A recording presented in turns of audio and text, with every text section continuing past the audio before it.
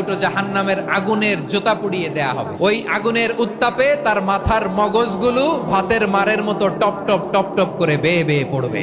জাহান্নামের অবস্থা এত ভয়ঙ্কর হবে, জাহান্নামের ভেতরে লক্ষ লক্ষ কোটি কোটি কাফির মুশরিককে দেওয়ার পরেও জাহান্নাম বলবে আরো আছে নাকি, আরো দাও, আমার ক্ষুধা নিবারণ হয় নাই। জাহান্নাম এত উত্তপ্ত হবে, জ্বলন্ত হবে, ভয়ঙ্কর হবে, জাহান্নামের এক অংশ আরেক অংশকে খেয়ে ফেলবে। আল্লাহু আকবার।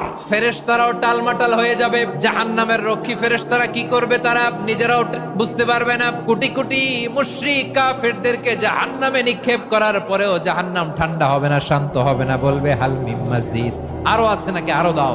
তখন আল্লাহ তাআলার কুদরতি পা জাহান্নামের ভেতরে ঢুকিয়ে দিবেন। দেওয়ার সাথে সাথে জাহান্নাম থেকে আওয়াজ আসবে, কত কত বিইজ্জাতিকা ওয়া বিকদরিক, আল্লাহ বিইজ্জাতিকা ওয়া বিকারামিক, আল্লাহ আপনার ইজ্জতের কসম, যথেষ্ট হয়েছে, এনাফ এনাফ। সুবহানাল্লাহ পড়তে পারলেন না মজা করে?